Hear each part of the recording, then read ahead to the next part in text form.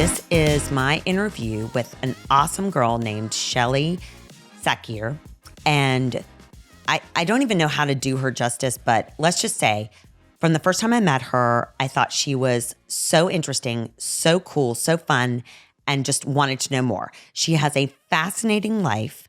She knows about a topic that I know nothing about, which I think we all can say safely. We might not know a ton about the brown spirits. And I'm not talking like Halloween spirits. I'm talking like liquor. So I tend to shy away from the whiskeys, the bourbons, the scotches, all of those, because like my husband drinks peaty scotch and it's fucking nasty. But this has opened my eyes to a whole new world, and hopefully it will open your eyes to that too. So a little background though on how I met Shelley for the first time. If you remember back in I think it was Walter's episode, so it was probably like 4, I was telling her about how I had fallen and bloodied my knees when I was, trying to vacuum my mom's house when it was on the market, and I had been at a bourbon tasting. Well, that was wrong. I was at a whiskey tasting. And Shelley was the reason I was there because she was reading an excerpt from her book. And so I got to meet her and talk to her, and I bought some copies for the Scotch drinkers in my family. I thought they would think it was cool. And she's just awesome. So I started reading it because my husband and I were sharing it. And it is totally different than what I expected, and super immersive in a personal way, but then also in my understanding of this whole brown spirit world. So you will learn a ton and you will be super entertained. So we will jump around a ton though, because I'm ADD and she's so cool, calm, and collected. If you want to know more about anything she's talking about, and I guarantee you will, you should buy the book or at least look her up on her website. Shelley. Nicole. Thank you for doing this. Totally my pleasure. Absolutely. I've been so excited. Since I first came, I haven't been back. I've read the book. I bought the book for 3 men. One of them I have had many conversations with. My Slutty Graham's husband has the biggest crush on you. Oh God, I want to have a Slutty Graham too. Oh, I mean, I want to be a Slutty Graham. I do too. Wouldn't that right? be awesome? I do too. I mean, everyone loves a Slutty Graham. See, that's the thing. My daughter's been saying, all right, once I have children, what are we going to call you? She speaks Spanish. She's like, are we doing abuela? I'm like, I'm not Spanish or Hispanic or anything. No. She's like, are we going to do it Polish? Because I'm of Polish background. And so it's always like matka or babushka or stuff like that. I'm like, none of those things sound good to me. And she's like, well, we're going to do the Southern thing. And I'm like, I'm not even Southern. Slutty grandma. That's what we're going to be doing. Graham chose Graham because of the first grandchild. She chose Graham and it stuck for that. And so Slutty Graham just came up at the child's wedding, who actually called her Graham. Who named it? Was it your child who gave her that? No, God, was it way Graham younger. herself who chose that? Oh, Graham. Slutty Graham was not her choice, but I did get an okay that I could call her that. And she's in my phone. Well, Slutty Graham has an awesome husband, and I am so grateful that he's read the book and has contacted me, and I cannot wait to meet him in person one day too. Well, I am going to arrange that. He has actually been so excited for this interview. I really think he wanted me to invite him along, but because I really do. I mean, he's the best. So audiences are good. He loves. But what I love about the book, and before we go on, I'm trying to reach without my sling right now, so I totally look awkward. So Make It a Double is From Wretched to Wondrous, Tales of One Woman's Lifelong Discovery of Whiskey. I think that's the first time I've ever heard anybody read that out loud. Most people are like, oh, fuck the second part of the title. It's just too long. I love it. I love it. And I think I love it even more now after reading the half of the book. And there's a reason why I haven't read the other half. Yeah, but title-wise, I remember when my editor came up, she's like, all right, we've had all these titles. I had to create 100 different titles for the book, things that were possibilities. They're like, okay, so we chose Make It a Double. I'm like, that's great. So excited. And she's like, wait, there's more to it. I'm like, what? A subtitle and then a subtitle? Yeah, it's just very, very complicated. So I only ever refer to it as my ad. Make it a double. That. My ad. Yeah, Make It a Double. Well, so this isn't your first book, though. No, it is not. This is my first memoir, my first nonfiction book. And all of my other books are fiction, so they're middle grade and young adult, so contemporary and humor and fantasy and magical realism and historical fiction, all sorts of stuff that I really, really love. And then for some stupid idea, I handed in a manuscript to my agent, and I said to her, okay, if ever I should hand you another book of nonfiction and say, take a look at this and let's see if it's saleable, ask me first if I've fallen down the stairs and hit my head. Because no more. Oh my God, fathers. This is the hardest thing to do. I am amazed at people who just churn out nonfiction books, because it's not just doing what I got used to doing, which is lying for a living, right? I mean, it's so much fun to write fiction. You can just make shit up. It's so exciting. Totally. Yeah. And, you know, although there might be some rules for world building, magical realism and everything like that, if you're just doing, you know, contemporary fiction or historical fiction or anything, you can make up anything. That's my favorite thing to do. I talk about it all the time. The airport's one of my least favorite places to be, but my favorite, because I make up stories about everybody there. Because I'm like, where are they going? What are they doing? Yeah. Oh, is there a Harry Potter 9.5 here? You know, like I want to know. It's the problem is when you decide to do a nonfiction book, there's another chunk that goes along with it. It's called a proposal. And proposals take most people longer to write than it does to write the book itself. So no more. I mean, there's all different kinds of research that you have to include in there. You know, data analysis on the demographics of the group of people who would be interested in reading it. You know, how much money do they make? What's their age group? What sorts of interests do they have? You know, you need to collect urine samples from everybody who can possibly read it. It's just so much work. And that's the thing, not your book. It's the proposal that sells your book to an editor. And it's, I think, rocking horse manure rare for, you know, an editor to be like, don't worry about the proposal. Just give us the, you know, the book. Because they also expect a business plan in that proposal, being like, how do you plan on selling this? And I think, I don't have a degree in business or finance or, you know, reading tea leaves. I don't know. Fun fact, when I started this podcast, or I had the idea and then we started it, and the first one launched like the day I went in for my surgery. I remember that. Oh, you poor thing. You know what? I will say. You muscled through it. Not a fun recovery at all. And I have a lot of empathy for anyone who goes through this. But it could be so much worse. So I'm grateful that I'm on the other side of it. But my husband's driving me to the hospital, and he's like, you know, okay, so you have a producer. How is he doing XYZ for this much money? And I was like, oh yeah, I kind of forgot to tell you, like, I just haven't had a chance to with everything going on, you know. With this, I'm not actually going to be able to like learn as much as I thought, because I don't actually have a right arm or hand. And he's like, okay, how much is this going to cost us? And I was like, well, and he goes, I should have asked you. I knew I should have asked you for a business plan. I knew it. And I was like, and he goes, I am now. And so I'm like, okay, I had sat on that for like 6 to 8 weeks. Because I was, you know, he's super businessy and stuff. Sleep? Oh, well done, because I couldn't. I was sleeping in the recliner by myself. All drugs. But I sat there going like, I don't know how to do this. I have no idea. I have no business acumen, you know? So I can see where that would be like super daunting.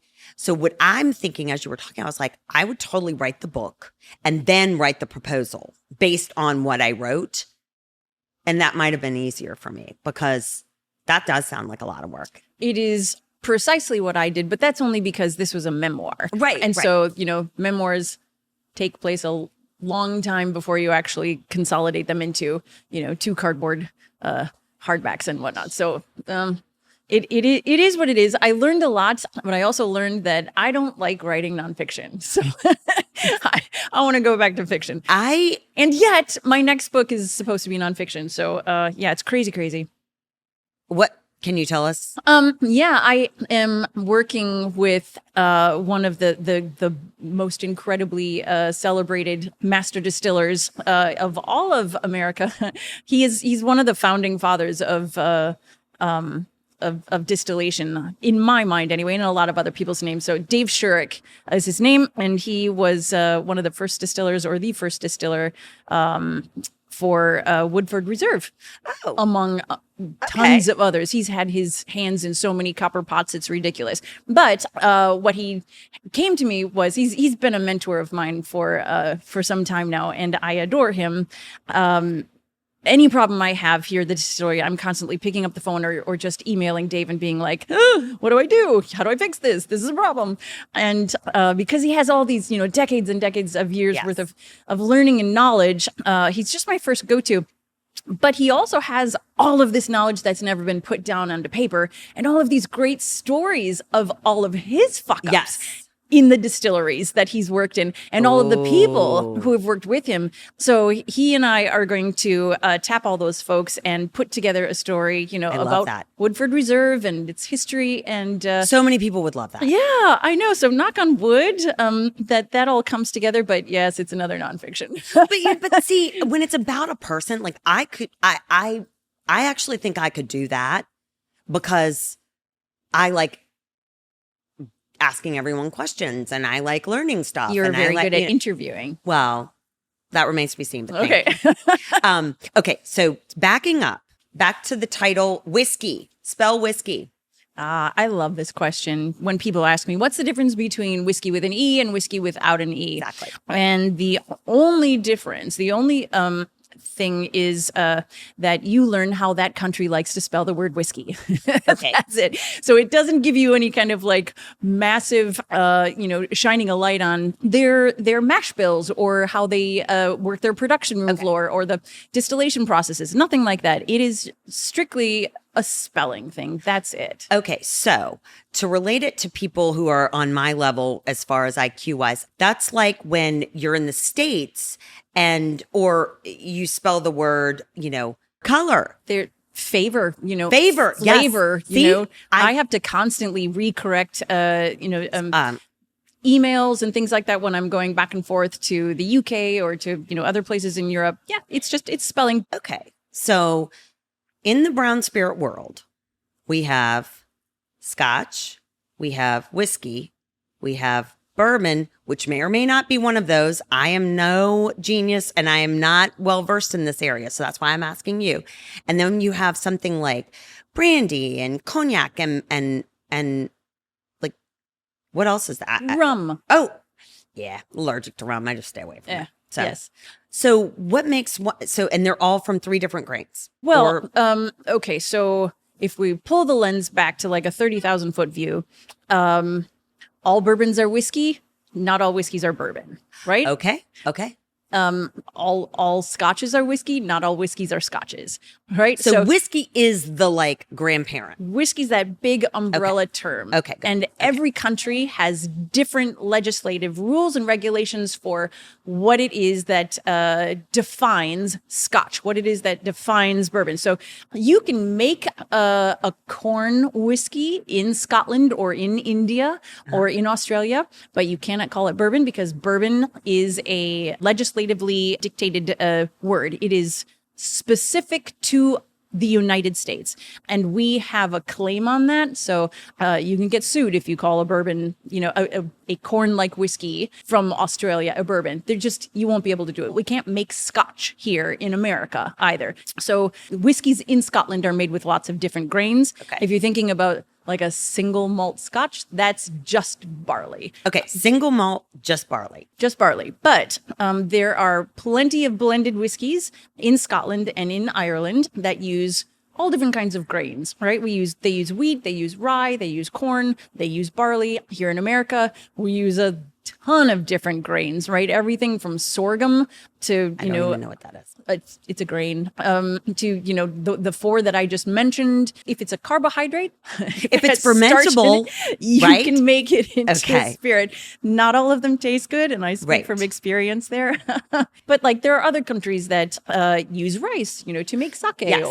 or cane sugar, or molasses to be making rum. Yeah, that's so. okay. I know a little bit. Yeah, you probably know a lot more than you think you do. And of course, like agave, you can make tequila. Yes. There's just so many things that one can boil down and then add yeast to, and viola, you distill it and you've got yourself something potent. Okay, so for the people who are allergen, does that mean, is there any whiskey that's gluten-free? Yeah, all whiskeys are gluten-free because they Okay. go through that distillation process. All right. So there are so many reasons why I like this book and I like talking to you. But the book in particular, you could have written like the best model for a textbook for any subject, I think. And here's why. Because it's super funny and cute, but serious also. And it's got a little bit to a lot of bit of math in it. So that's teachable. There's a shit ton of science and I could not understand any of it because I suck at science, but I started to highlight words and I was like, I'll just ask about that and I'll just look that one up. But then it's also about geography. There are different languages because a lot of the words I highlighted because I was like, I don't know what that is. I don't even know what he's trying to say in that sentence based on the phonetic spelling of it, And all didn't help. No, it did. But I don't pretend to be sometimes the sharpest tool in the shed. I get things and then sometimes I just don't. I will say my favorite joke in the book is the one about the kilt. And I feel like maybe everyone in the world knows that, but I didn't. And I was like, oh my God, I love that. Yeah, it's a good one. So why don't you go ahead and tell it? Oh, it was a long ago question. I was, 22 and my first time in Scotland, and I had asked my soon to be husband there, the new to my ears, but apparently age old question of what does a Scotsman wear beneath his kilt? And his answer was lipstick if he's lucky. I was like, okay, shouldn't have asked that. I got the answer. So then that brings me to where were you in Scotland at that point? Were you in England? What were you, how you came from Wisconsin? Yes. So then talk to me, you leave on a farm, dairy farm? I grew up working on dairy farms. I lived in the woods. So and Wisconsin is just sort of like you elves? either live, a little bit like hobbits. It's just you either in Wisconsin, there's a lot of communities, and certainly while I was growing up, it was more so this way than it might be today. But you were farmers, you were fishermen, you grew, you hunted for everything, and what you couldn't farm or fish or hunt yourself, you bartered for. So you traded skills, you traded goods and whatnot. And we did a lot of eating nose to tail. That's just how it went. In our house, we had guns all the time. Guns were part of our life because that's what we used to go grocery shopping with. And so to me, it wasn't a toy. It was just a tool for amassing what it is that you needed for survival. And everybody learned right from the very beginning that, these are things that are respected. Yeah. This is our way of life. And the people that we are working alongside and in concert with, they have similar viewpoints that we do. It was a really, really lovely way to grow up there. But then when I was 14, 15, I left Wisconsin and went on the road and started touring with a bunch of big band swing orchestras. I know it's sort of like very what were you doing? Singing. Oh, I was okay. singing. So I had grown up in my life as a classical musician and studied All the stringed instruments, keyboards, absolutely everything I could get my hands on. And What was your the favorite? trajectory, I didn't have one. I like piano and oboe. That was really good. I really liked oboe. But the trajectory of the planned life was you are going to be an opera singer, you are going to be a classical violinist, a classical pianist, and so my All schooling, of that, or one of them? no, all of them. Yeah, it was very much. It depended on who you spoke to because I had a lot of different teachers and mentors and whatnot, and different coaches, and they all had their eye on, well, you excel in this area. I am in charge of this area. Here's the plan in order for you to, make a life of this, have a career with this. And I was in and out of school in weird ways. I didn't actually have like the end of my schooling was more like in conservatories and on the road and just music schools. So it was weird. I don't have a lot of high school like memories that are similar to those of my peers. I have a ton, and from what I can remember, I could share with you. So I think your experience was probably worldlier. It was really. I would never trade it for anything because all of these people that I ended up spending so much of my youth with were extra parents, extra teachers. Yes. Gurus of the most philosophical kinds, the ones that taught me all the most important things, the ones that gave me my body language and my optics on life. And I am quite content with how I see people and how I see the world. I think it's fairly balanced in kind of a, weird and wonky way, but it suits me. And so I have all those people to thank for it. So living on a bus, living on planes and trains and automobiles and ships, and that's how I was until I was about, I don't know, in my 20, from 14, 15 until 20. And then I was in Las Vegas and Lake Tahoe. And then I'd gotten a record deal with Warner Brothers. And so I was doing a lot of stuff, just sort of chugging along in that musical career. Were you on your own right now, or did you have a family member? No, I was on my own.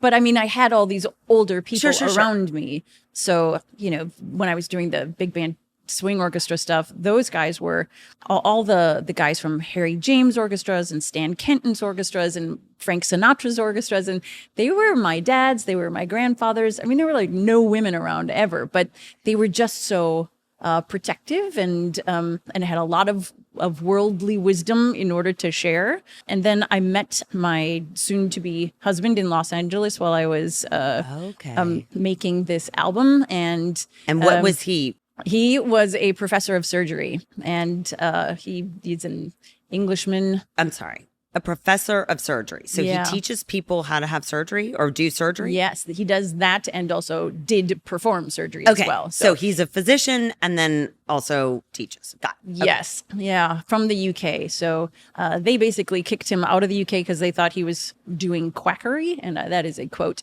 But what he was really trying to bring to his hospitals, to his region, and eventually brought to America was laparoscopic surgery. So he was one of the founding fathers of bringing that to the world, which, I think we can all be grateful for that someone. I've had two. Yeah. So chances are, if you go back a generation or two or three, you'll find that he trained someone who trained someone who trained your guy. So how did you meet?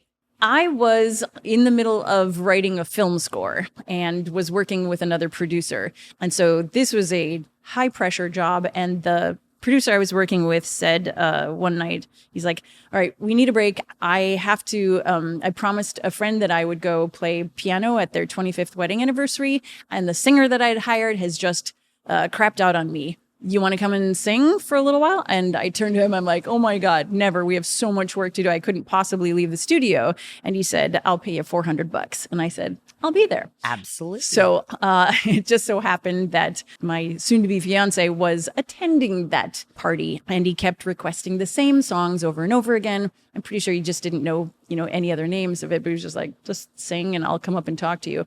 Charming, as most Brits are. As they, a British accent adds 30 IQ points to a person. So I was like, I've met my match, right?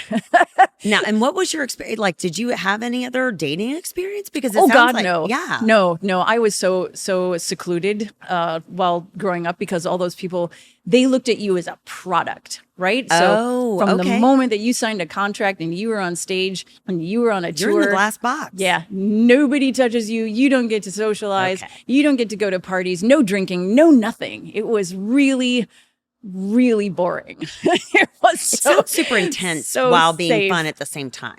It was, well, the working part was exciting, right? I loved what I was doing and I didn't know any better, which was totally fine. But, I'm making up for it at the moment. Yeah. By working in a distillery, I'm making up for all the lack of drinking I did as a teenager. Tell everyone where we are right now. We are in a section of Reservoir Distillery here in Richmond, Virginia, the beautiful capital of Virginia. And this is in Scott's Edition. And if you haven't come here before, it is an absolutely amazing place. We're not all, fancy frills and stuff like that in our tasting room. We're much more functional, which to me, as a person who wants to see behind the curtain, I want to know how things work, right? So, right. I want to see how the sausage is made. Yes, exactly. And we do that. We provide it. So you get really great whiskeys to try, but you also can look through and see the hardworking men and women who are making that absolutely awesome elixir.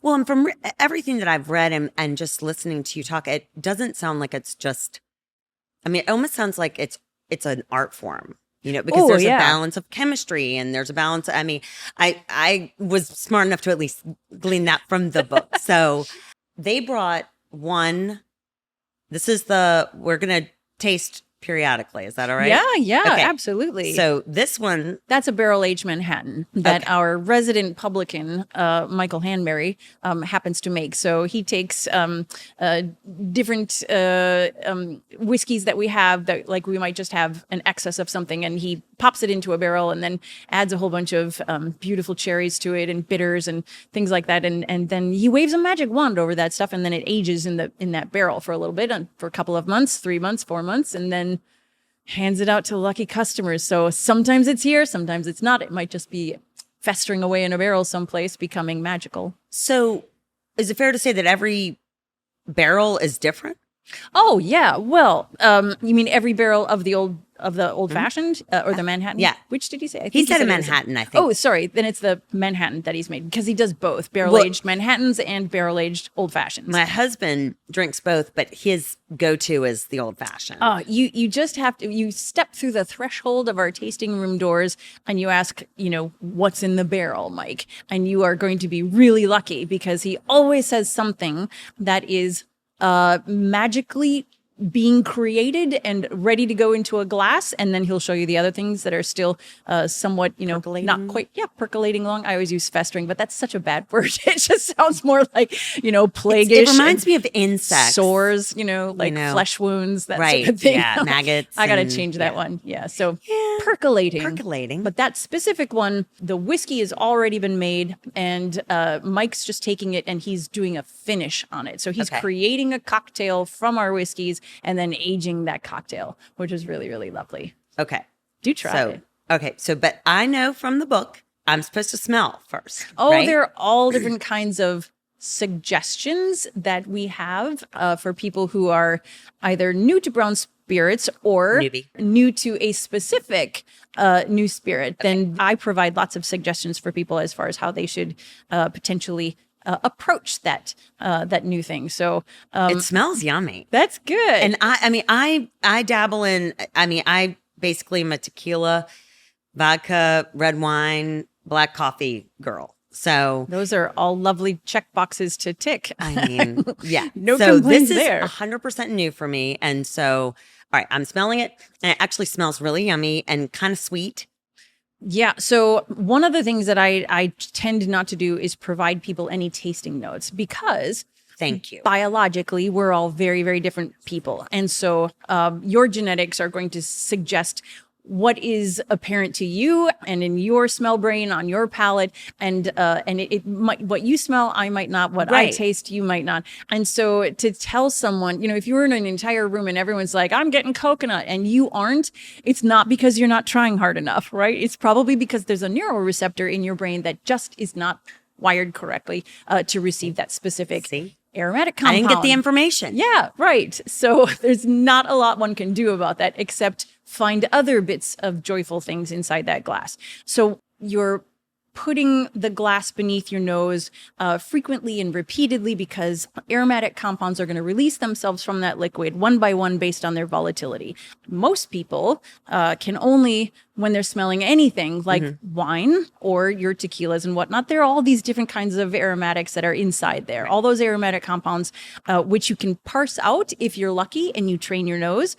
But for most people, you can't get any more than like 3 or 4. I can get like 1. Don't feel pressured to be like, this is apple and there's cider and now I'm getting phenols. And, it's just, they're just going to be primary, tertiary, and, primary, secondary, and tertiary aromas that you might get. But it's based on its volatility. So your brain is going to, if you pass that glass beneath your nose, or if you're only getting alcoholic fumes there, dip your finger inside the glass and dab it onto the back of your hand and let that spot dry, blow on it or something, and then take a couple of good sniffs of it, because what's left on your skin is just the aromatic compounds instead of the alcohol. It's already evaporated. And it makes it so much easier to recognize some of those lovely notes. But when you're smelling either your skin or inside the glass, your brain locks onto that very first most volatile aroma, right? So if you've ever, I try to give an example to people of like, if you've ever walked into a room, it is different. Yes, right? No more ethanol giving you nose blindness. No, it's like super mild. Yeah, that's right. So what you experience over the glass, because it's a convergent rim, there's all the ethanol notes are bundled together. You're so fucking smart. Like, I'm literally like, can you please write down the following words so that I can like look them up later? So oh my God. It's stuff you learn after repetition. It's not about having any big brain, I assure you. But the ethanol, when you're working with a tiny convergent rim, you're going to have all the aromatic compounds as well as all the alcohol there. And the alcohol gets in the way of you being able to get the aromatics. So putting it on your skin, evaporating the alcohol, it's a great party trick, but it's really, really useful as well. Okay, so that's not frowned upon. No, okay, no, cool. Definitely not. Definitely not frowned upon. And good Lord, anyone who's going to frown upon you for the way that you drink your whiskey, just flip them the bird and walk away to better company, right? Okay. This is supposed to be fun. I agree. But if I find myself in Scotland, I am going to be the most offensive person there. I think they're possibly. I think they're so cool in their attitudes toward. Well, you have a big crush on them. I do. I've spent so much time with the Scots that I think I understand the way that they their optics toward life, right? The way that the view through which they see life, the universe, and everything surrounding it, and specifically how they see whiskey. It's the national drink, right? Apart from Iron Brew. Yeah, Iron Brew. Okay, a dram. A dram. What's a dram? So a dram is a measurement. I'm going to try this, right? Yeah, please do. A dram is simply what's referred to as a measurement of whiskey. And if we're looking at it for what is that exact measurement? Really oh my gosh. It's around an ounce, right?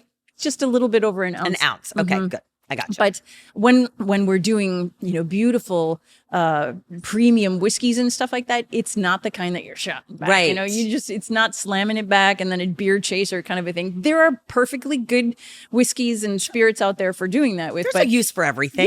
Yeah, all in its time and place. But this particular stuff is meant to be savored in the tiny sips, and and certainly it's high proof as well. So people have problems with nose burn, with the ethanol coming in there. So, no, that's a real thing. I didn't make that up. Nose burn. The ethanol. So you want me to get into the geeky science about it. It's really cool. But there's this high in your nasal cavity. You have a small patch of tissue called the olfactory epithelium. And this patch of tissue, it's about the size of a postage stamp. And it contains around 400 of your body's olfactory receptors. I think this is really cool. Now, it's not very impressive, when we're comparing it to like our feline or canine friends, but those 400 receptors, they are binding with aroma molecules, either single ones or combinations of them. And so your nose is capable of recognizing somewhere between 100 million and 1 trillion different odorants. Most people don't know that. I definitely don't know that. Can you also explain, though, while we're on the topic of that, why my dog eats her own poop and seems to want to smell my bottom and other people's bottoms? Well, there's a lot of information that we get from curious. Smell, right? Okay. There's a lot of information. So she's gathering information. She is data collecting. It's true. Cool. Check to see if she's got a spreadsheet. Somewhere in there. I'm sure she's probably she's not very organized, so I doubt that. Data entry somewhere. Oh my gosh. Muffy's data spreadsheet on poo flavors. Her name's Frances. Okay, she's a lady who eats her poop. Lady Frances. Yes, Lady Frances. I like it. There's smell gives us information, whether it is a cognitive, conscious information or unconscious information. So it tells us this is a good thing, this is a safe thing. You may eat this and ingest this. This will make you live longer and healthier, or satiate your thirst or your hunger. And then there's all sorts of shit that's going to kill you. Right. And your brain tells you that, whether or not you are biologically tuned to it or not. I totally understand that. And I just had like 17 thoughts and questions pop into my head. The first one is, how long did you date before you married Sackier? Sir Sackier. Yeah. A year and a half? Not long enough. In LA? Yeah. Or all around? LA and San Diego was where we were based. Okay. Although we were back and forth to the UK because that's where his family is and was. Okay. Was and is. So you lived in the States at that point. And then did you ever live long-term overseas? No, not long-term. No, it was 25 years of traveling back and forth, being there. I mean, collectively. On the West Coast always? No. I've lived in so many different places. Okay. I've gone through buckets of whiteout, as in like cross out that address, put in the new address. It's just, if one were to conglomerate all those trips and whatnot, it looks like I've been there years. I haven't. It's just been trip after trip after trip. Okay. Small so chunks. You get back. Now, in the book, you say he's 11 years older? 11 and a half, yeah. So you're young. You now meet this very refined, very intellectual, very charming, I'm sure very attractive man. Suave. And then he says to you later, hey, since you like this genre and this arena, I'm going to pay for you to go over there and learn. And then you're going to come back and make us a ton of money. Yeah. Is that basically what happened? Yeah, in a nutshell. Okay. There was always that idea of, how is it that you are going to make us a lot of money? It was something that just sort of gradually became part of the theme song of our family. If it wasn't going to be me, it was going to be our kids, and I see. Yeah. And what so I feel like this was one of the things that I loved about the book, was that it's very, very personal, i.e. a memoir, but it was more personal than, at least it struck me as more personal, because I have been in relationships, and I know a ton of people who have been in these relationships where they are either they are meant to feel less than consciously or unconsciously. And seemed like a common theme for me in there, was that there was always that second guessing of, I don't know. I mean, first of all, I really want to come to the party on January 25th, and I don't know how I can get on the invite list, but I will do whatever I need to. I really want to wear a kilt too, and I don't know if that's frowned upon. I may or may not wear underwear underneath. I don't know. Burns night. Okay. That's anything rough. Goes. Cool. Yeah. So I loved that you paint your former husband very, very beautifully, in that you know the type of person he probably is, and or at least I felt like, being someone younger and being in such awe and having so many different kind of male role models, where I could totally see how all of that happened. And then I could totally see losing yourself a bit in that. And so you can tell me if I'm not right at all, or if I'm on the right path, or not say anything at all. And then you have children. And then anyone knows, as soon as you bring in other people into your family, everything changes. Yeah. And so there was something in your book, though, and I had highlighted it because you were on your trip, the first trip on your own, where he sent you over to all of the many places, which I will not try and say, and I will, but you said, how could one be with someone, one person, and then what feels like maybe moments later, be with someone so different and it's still the same person. Yeah. Well, I mean, and I completely relate to that too. I think anyone who's been in more than one relationship or had more than one relationship, and it doesn't matter if it's a family member or a friend or it's a lover, it doesn't matter. People are not static, right?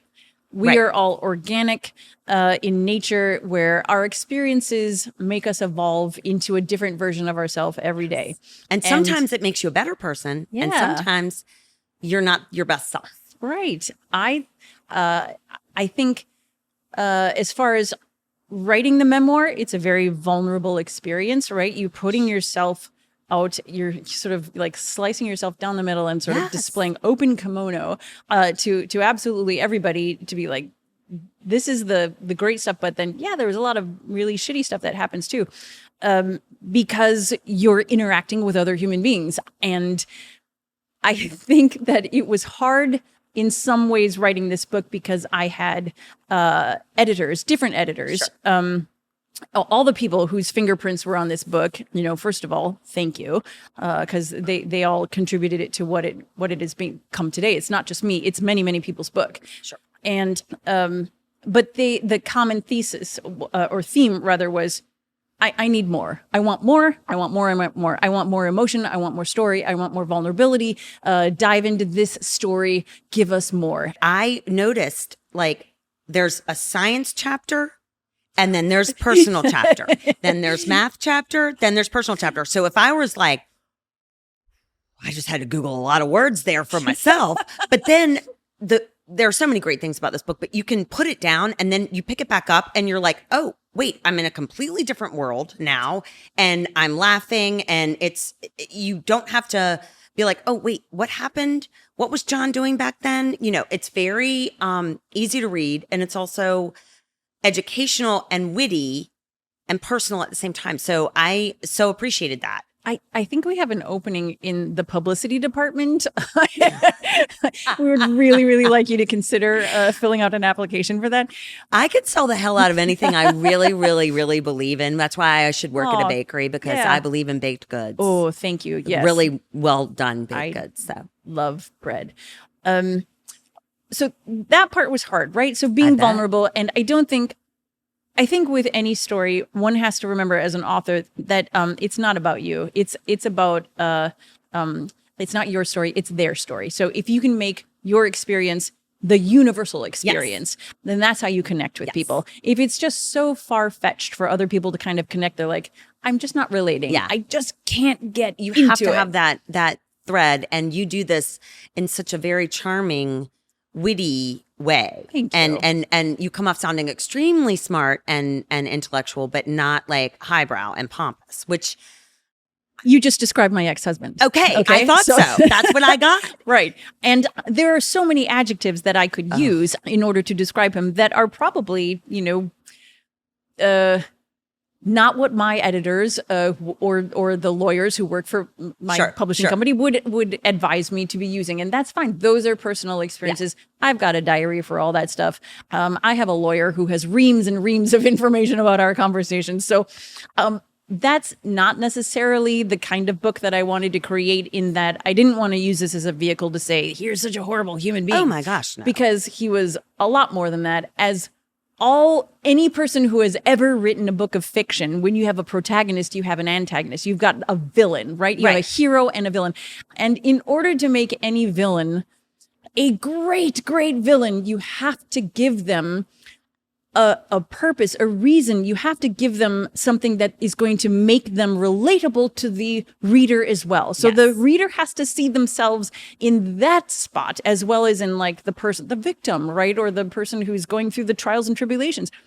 And I know Damon, for real. Damon in the House Dragon. Oh God, yes. Okay, exactly. We have to feel for him. There are moments where we'll be like, I understand why you did that. That totally makes sense. So becoming a good communicator or a good writer on words, if you're writing about people or you're writing about characters, you have to find a way to to bring that out. And I know that my former husband had a lot of really good qualities, right? I wouldn't be here today if he had not pushed me into some of the experiences that he did. So I have a lot to be grateful for there. Well, and he's the father of your children. And he's the father of my children. So I have told him. So,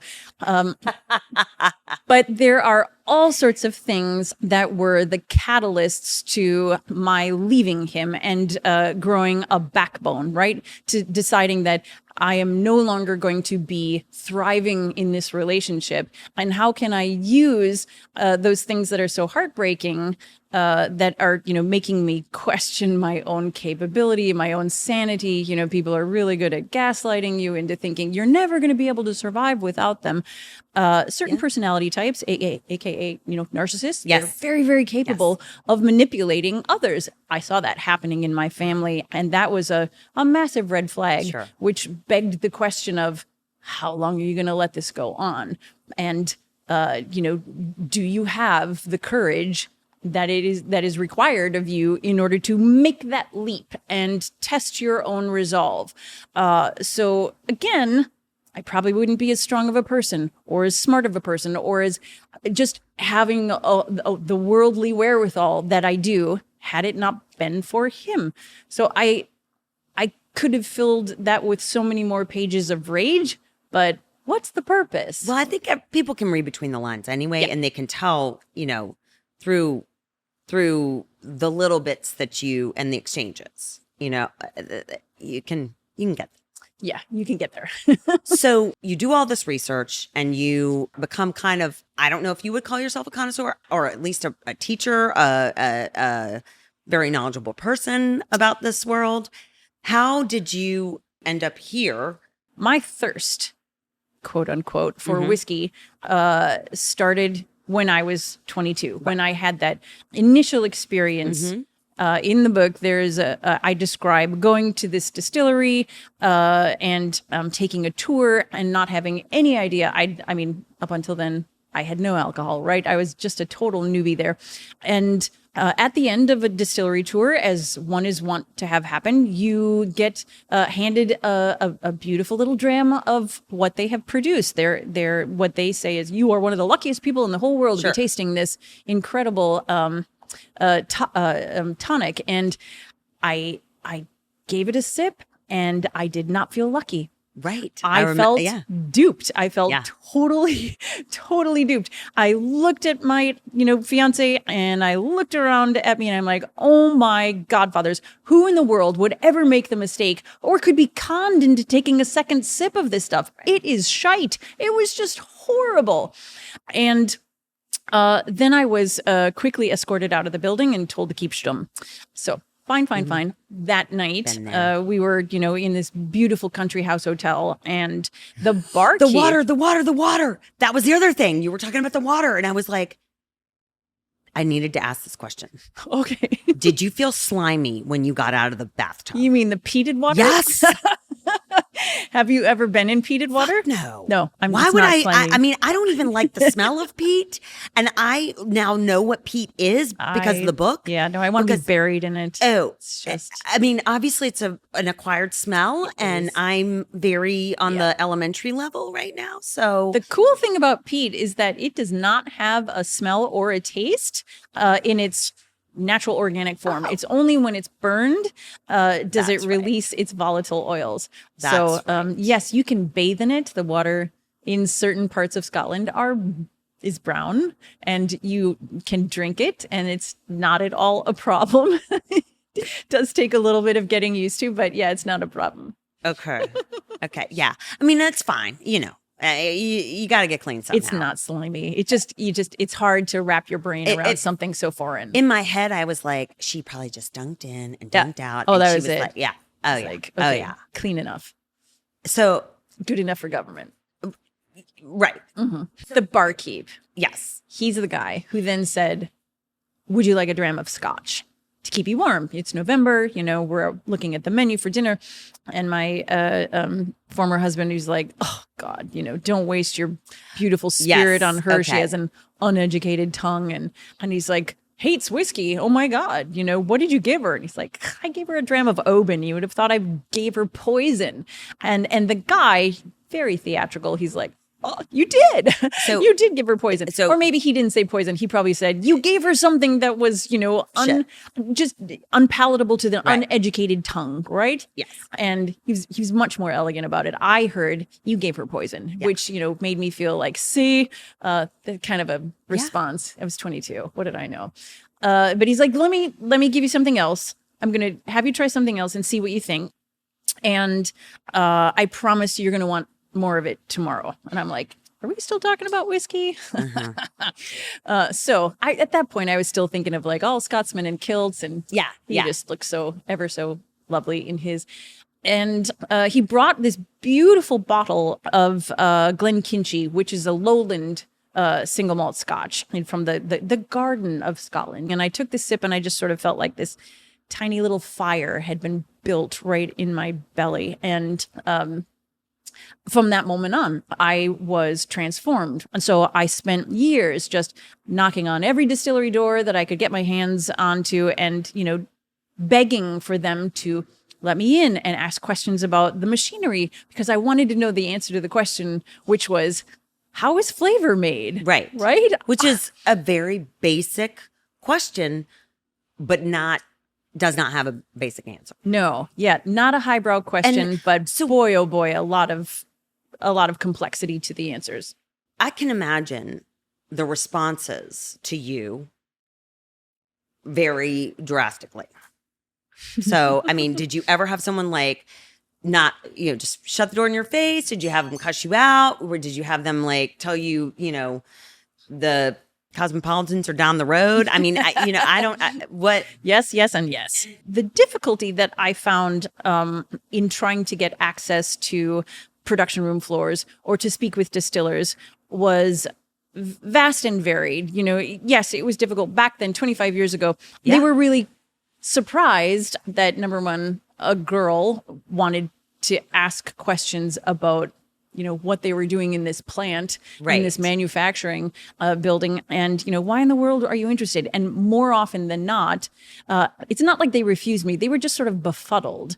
And then the more basic response was, oh, the kitchen's over there, love. Or, will you bring me back a cup of tea? Thinking I was, somehow part of the staff. Or I was looking for the gift shop. There was always that. Yes. And so just trying to convince them that my curiosity was the reason that I was there. And that's reason enough to let me through the door so that I can ask you questions about still geometry and about the manufacturing of the barrels and wood science and, the chemistry that goes with it that accumulated over years and years and years and years, right? So I knew nothing when I first started apart from having that I can't wait to have answered question of how did you make it taste like this? Mm-hmm. Why does it taste like this? Right? Why is it sweet? Or why is it floral or cereal or toasty or chocolatey? Or why does it taste like it's been soaked in the ocean and it's got notes of iodine? Or why does it taste like my medicine cabinet? All of these things are purposefully put into those spirits. And so how does that happen? And that's what I wanted to find out. And that was my pursuit was, to answer those questions. Eventually, I found the answers. And now what I do is try to provide those very same answers to other people who are just as curious or even just mildly curious. That's what I like to do. Okay. So before we taste, I have 3 questions that I think will be easier and less complex to answer. The first one is, when are you doing the audiobook and when will it be available? Because I know from being at a reading, you do wonderful voices and I love to be read to. I love people telling me and teaching me. I love to read, but I love to hear. That's why I haven't finished the book yet, because I kind of wanted to hear you talk to me and tell me these things live. So when's the audiobook? Oh God. Well, if the audiobook would even be a consideration, it would be because enough people petitioned the publisher in order to say there's a need for the audiobook. Okay. Well, I'll email and say Thank you. I would like everybody that. Email. Yeah. Please, everybody just sign it. Because I think it'd be such a fun project for you to do, but also I love a good audiobook. And I love little different voices. I do too. Okay. What I see is someone getting introduced to something growing out of that, that becomes like a passion, an obsession, a dream, fill in the blank. And I see a young girl like growing up through her exploration of whiskey, and this is the final product. So I'm wondering if there was anything else that kind of added it. Like, were you really into gardening? Were you? The person who has introduced me to all of my passions was Eleanor Roosevelt. Wish I could say I knew her in person. Right. Did not. It's hard. But Eleanor Roosevelt, I do quote her in the book as being like the person who wrote a quote that is most likely to be found tattooed on my body. Okay. Right. And I'm paraphrasing when I quote her, but she said something really important one day to a lot of people, which was every day do something that scares the hell out of you. Love that. See, right? And I love that too. So because I try to. Yes, I could be a very, very safe person living in a tiny, tiny box because that is my nature, right? Mm-hmm. That's a lot of people's natures, but you miss out. Oh my God. My fear of regret supersedes every fear I have. Maybe not of like swimming with sharks, because that you might really put that one am on the afraid back of burner. sharks. Yeah. Yeah. But that speaks volumes. It's everything I've ever developed a talent for or an interest in or an ability to do has been because of that phrase. So yeah, I learned how to fly, right? Not because I wanted to be a pilot, but because I just thought, good Lord, I might as well. Yeah. I can. Well, why not? Let's see if I can do this, right? So same things with, scuba diving or sailing or whatever it is. There's just so many things in life that you think, I'm going to take a chunk out of that bit of the buffet table and see if it's appetizing. Exactly. And then you don't have to go back for seconds if you don't want to. That's the key. And I keep trying to share that with a few of my kids, constantly like, I'm not pushing you into something that I don't believe will benefit you greatly. I think the best way as a parent for us to push our children to do those things, to live that kind of life, is to be that kind of life. Lead by example. Exactly. Yeah. So as long as they see you, walking the talk, then keep talking. My kids are like, please stop talking. Please stop talking, stop walking, stop dancing, stop. Just stop driving, stop it all. I promise, Nicole, one of these days they're going to come back and they're going to be like, you were right. Those are the golden words. Okay. Final question. How long is your hair and can I see it down? Oh, God, no. I really did. That's my question. I'm dying. I've only seen it up. I've only seen it in the pictures. It's always up. And I'm like, oh my gosh. Yeah. Is it down like Crystal Gale? Is it down just to your butt? What? It's halfway down the back. Like what is that? I have spine problems. So L4, L5. Yeah. No, not that. Just like I had disc surgery. Okay. So L4, L5, that's the bottom. I can't remember what they call that in the middle part. It's like T that's where my hair is. Okay. Right there. So it's your bra And line. I only wear, okay. Exactly. Perfect. And I only wear it down. Dumb things in down. the winter. We're not real medical speak in my world. I'm so. sorry. Right now. No, okay. This is like, I've got a couple of extra animals that are stored up there for the keeping out of the summer heat. It's best we keep believe it me, all I'm like sweating bullets. And anyone knows I wore a shirt that ventilated. I didn't want anyone to see my fat arms right now. I'm wearing jeans because I tried to wear the high-waisted jeans that I was dogging on, and they are not comfortable and they don't look good. Yeah, so I just want to go on record to say yoga pants. I say we all go back to yoga pants. So this is what we make at Reservoir are we do all different kinds of whiskeys, but we do 3 single grain whiskeys. Okay. We do 100% wheat, 100% corn, that's our bourbon, and 100% rye. We do these 3 grains separately like this for lots of reasons, but one specifically that I love is that it gives everybody an opportunity to see what that single pure grain tastes like. Yep. And then secondly, does it appeal to your palate, right? Because you might find out that you really don't like the taste of rye, or that you really love the taste of wheat and you're searching for it in other mash bills. So across the country for American whiskeys, the general theme, what you find is that mash bills tend to be many different grains put together, 3 or 4. Yeah. So it's hard for you to pick out, what does a wheat taste like? What does, 100% corn taste like? Basically. They're what? They're mutts. Months. Yeah. They are. They They're are like, yeah. inbred brown spirits. Okay. Yes. So- I'm going to get in trouble for saying that. That's No, a no, terrible no, no. thing. I said it and you just had to repeat it because you were like, what? Nobody talks that way, dum dum. No, I kind of like that though.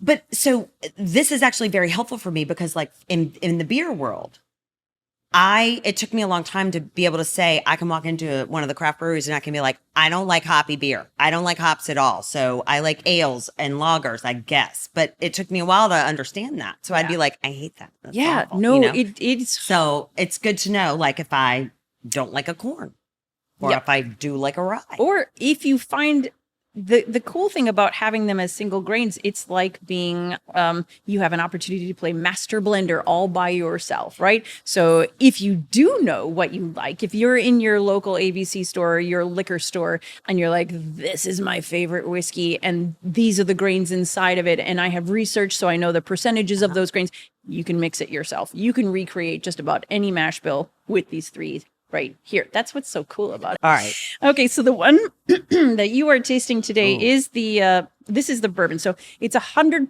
proof.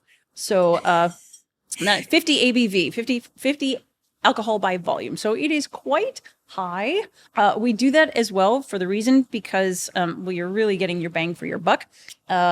If when you are tasting that first whiskey sniff, if it's just like too much ethanol, or if you bypass that and you just end up taking a sip, if when that liquid goes across your tongue and it prickles, that's when you can take some water to proof it down just a little bit, because then you're going to avoid having numb taste buds. It's a process. It's a thing called chemstasis. And we don't want that. Using prickle. I understand. Yeah, prickle is a very, very good word. But everybody's had chemstasis happen to them millions of times in their lives. You know, if you like hot and spicy food, red peppers, hot peppers, they've got capsaicin in them. Okay. This tastes so much better than it smells.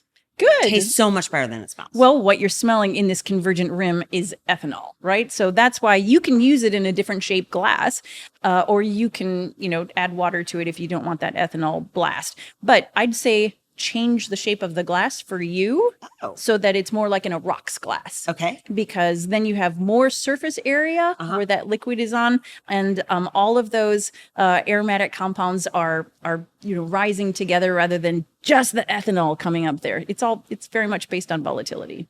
Okay. So this is corn bourbon. Yes. Okay. Okay. I like this. I like it. Good. Now I'm gonna take some of my water, actually. Yeah. And then I'm gonna cleanse the palate. What do I do? No. Wait. I didn't know. Were you adding it in there? Oh. You can proof it I down didn't even think if you about want. that. Lots of people, decide. We do it very scientifically back here, using all sorts of graduated cylinders and looking like little scientists. But, you can play with it because it's just supposed to taste good to you. You can proof it down to whatever you want. But Oh my God, that tastes like iced tea. oh, lovely. That's a new one. I've never heard that one before. But oh yeah, I mean, I could totally. Yeah, you can. We Shoot have that whiskeys that are like back porch sippers. They're a little bit lower in proof. They're meant to be like everyday kind of a thing. You get home from the office, you're in your rocking chair on the back porch, and See, you can paint that picture. So then I'm like, okay, I want that one now. I want to sit in my rocking chair that I don't have. Yeah, and the proverbial rocking chair. I know. Yeah, I have a spinner. I have like a fidget spinner that we're sitting on. Yes, because my butt is that small. All right, so what else do we have? Okay, we can try. We can definitely try. So I think we should have tried you with the wheat first of all, but stupidly I did not.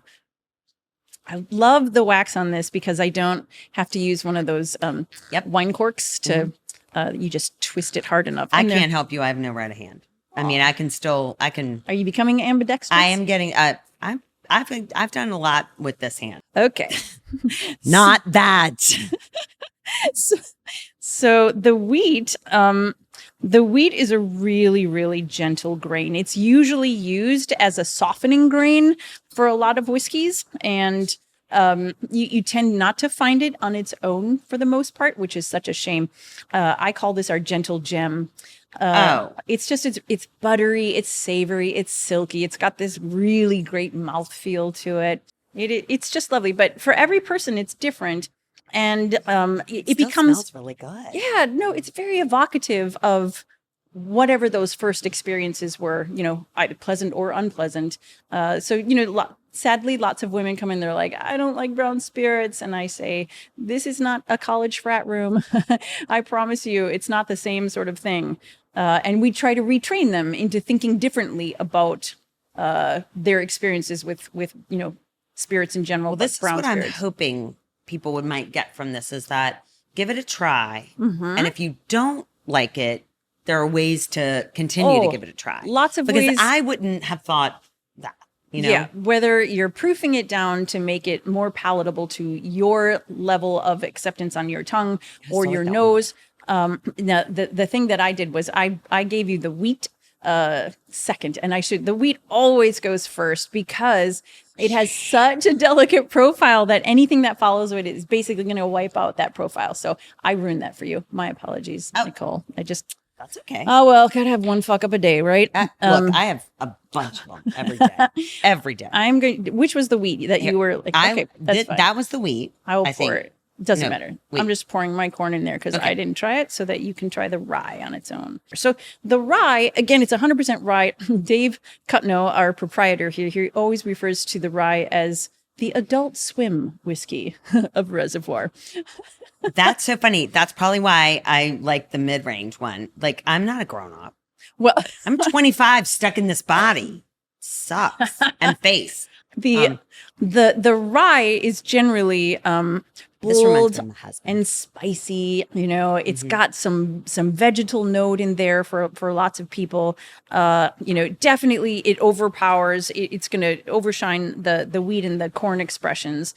So people who are single malt Scotch lovers, they definitely, I always introduce them to the rye first because it has a similar kind of effect for them palate wise as a single malted barley. Okay. And they tend to like it.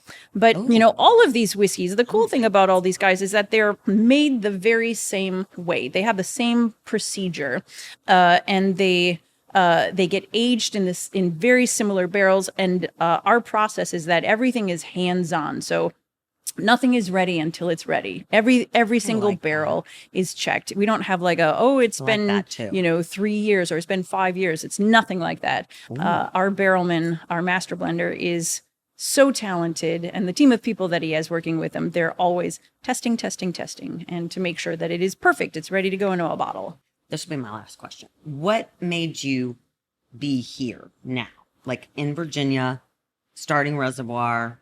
What happened? I came to Reservoir. Reservoir started in 2008, and it was the third distillery outside of Kentucky making bourbon, which is a really cool thing after Prohibition. That's the winner. I'm glad you like it. I do. I really do. It is a big source of pride for a lot of people here at the distillery, and many of our customers. It is their favorite. We sell a lot of it. But so I'm basic. So I came here I was researching a book, and it happened to be about whiskey. And back at that particular time, all of my training had been Scotland based, right? So it was all like, how do we make Scotch versus how we make American whiskey? And there are differences, right? Not just the grains, but there are some differences. And so I wanted to make sure that in this book, I was representing American whiskeys correctly. So I came here and said, just want to talk to the distiller or an operator, somebody, just to, make sure technically I'm accurate here. And Dave Cutno happened to be the person that I ended up speaking with. And we're having a great conversation all about whiskey. And he's asking about my background. And eventually after a little bit, he's like, why aren't you working in a distillery? And I said, because I'm an author. I already have a job. And he said, no, you're going to come work in my distillery. And we are going to squeeze every last bit of information you have about whiskey out. Oh. And that is how I landed my romantic dream job. So now, luckily enough, I also landed. I was about to say, aren't you all together? Yes. So when I talk about that, I'm like, well, she and her partner, I think business partner, but definitely other kind of partner, because it's hard now to just say. No, it is. It is very difficult. You don't want to be making any of those social missteps. Blunders, which I do constantly. Or you just apologize because, you're trying to do the right thing. It's hard. So he is my partner. We are engaged to be married. I know. Best wishes from the South. You have to say best wishes to the girl and congratulations to the man. Thank you. That's the way it goes. But I am shocked and awed by the fact that you were previously married and this very smart dumbass did not recognize this. Because seriously, charming, sweet, talented, beautiful, funny. Come on. So David's smart to lock this shit down. And that's... You are kind to say so. I hope I don't come across in the book as only one-dimensional perfect because... No, I just gave 7, 6, 5 adjectives. No, I mean... I've had some whiskey, so I'm kind of... There's just rolling. So much that I contributed to the demise of my own relationship. You understand what I'm saying. Thank you so very much for letting us come here and being here and love the book. Make it a double. Love this one in particular. And I am not getting paid for this. This is just because I love Shelley. I love the book and I want to support local businesses. And mostly I want to support girls being successful in their amen field. to that. Yeah, amen to that.